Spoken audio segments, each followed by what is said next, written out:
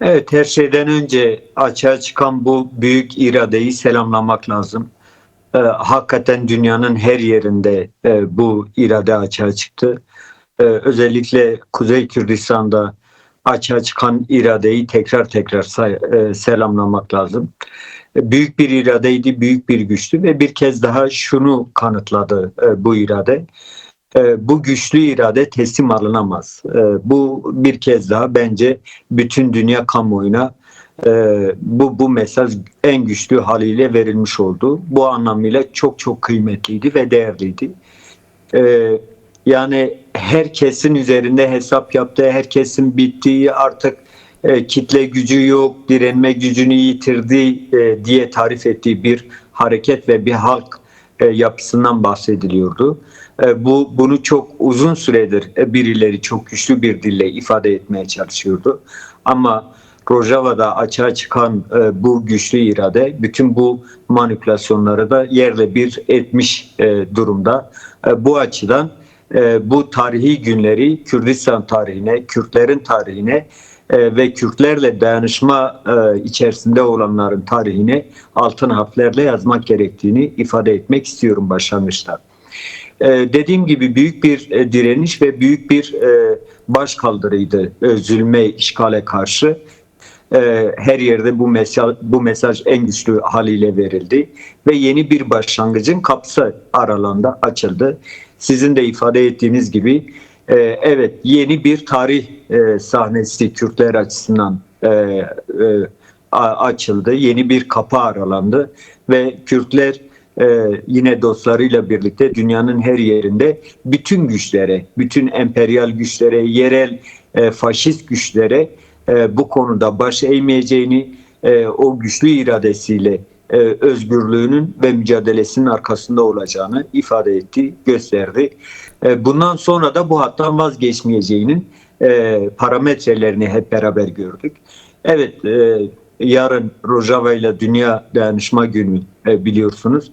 Bu çerçevede özellikle Kuzey Kürdistan'da, Bakur Kürdistan'da her kentte büyük bir hazırlık var. Sadece İstanbul, Ahmet değil, Kürdistan'ın bütün il ve ilçelerinde, yine Türkiye'nin hemen hemen her ilinde, Ege'den Çukurova'ya, Marmara'dan işte Kürdistan kentlerine kadar her yerde bu dayanışma gücü bir kez daha güçlü bir şekilde sokaklara yansıyacak. Çok basit bir aslında şey var, talep var. Bu da Kürtlerin diğer milletler gibi yaşadıkları coğrafyada onurlu bir yaşam hakkına sahip olmasıdır. Talep bu kadar sadedir, bu kadar nettir. Hem Suriye hem Rojava Kürtleri açısından böyledir bu talep. Hem de diğer dört parça da dört devlet arasına bölünmüş olan Kürdistan coğrafyasının hepsinde Kürtlerin bu talebi ortaktır. Çok meşru, çok sade ve çok insani bir taleptir. Kürtler bu talepten asla vazgeçmeyecektir. Bu iradeyi en güçlü haliyle ortaya koydular zaten. Bundan sonra da koymaya devam edeceklerdir.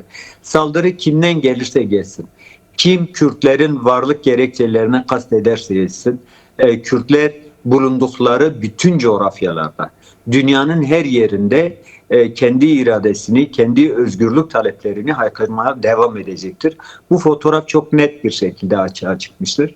Dolayısıyla başta dünya egemenleri olmak üzere bölgesel güçlerin hepsi deyim yerindeyse şapkalarını önüne koyup yeni hesaplar yapmak zorunda olduklarını bilmeliler. Yani benim tankım var, topum var, silahım var, uçağım var, helikopterim var, teslim alırım, ezerim, geçerim gibi bir mesaj Kürt halkı tarafından kabul görmemiş bir mesajdır. Çıplak bedenimle ben sizin tankınıza, topunuza, sizin emperyal güçlerinize karşı durmaya hazırım, özgürlük taleplerimi savunmaya hazırım demiştir. Bundan sonra da diyecektir. Yani bu yeni bir duruş değil, bitmeyecek bir duruşta değil. Onu çok net bir şekilde ifade etmek lazım. Peki, aslında günlerdir alanlarda yükselen bir slogan vardı. Yeke yeke yeke gele Kürt yeke, aslında o çizilen suni sınırları yıktıklarını söyledi. Yani burada artık dayanışmanın dışında iç içe birliktelik, bir dört parçanın iç içe geçmesi, ulusal birlik ruhunun öne çıkması mesajları net verildi. Peki yarın birçok kent alanlara çıkacağınızı söylediniz. Nasıl bir çağrı yapmak gerekiyor? Yarın alanlarda olmanın önemi nedir? Evet, yani yarın esasen Rojava ile dayanışma günüdür. Bu açıdan tehlike altında olan, saldırı altında olan Kürt halkının korunması en büyük hedeftir, en büyük amaçtır yarınki eylemselliklerimiz açısından. Dolayısıyla bu dayanışmanın ruhuna denk düşen bir irade ile bir kez daha gücümüzü gösterme zamanı. Şimdi bu bahsettiğiniz slogan hakikaten çok anlamlıydı. Zira evet, Kürdistan Sünni sınırlarla dört parçaya bölündü. Ama bu hayatımız boyunca ya da Kürtlerin hayatı boyunca Sykes-Picot anlaşmasından bu yana realitede gerçeklik kazanmış bir uygulama değildi. Kürtler aslında bu sınırları hiçbir zaman tanımadılar.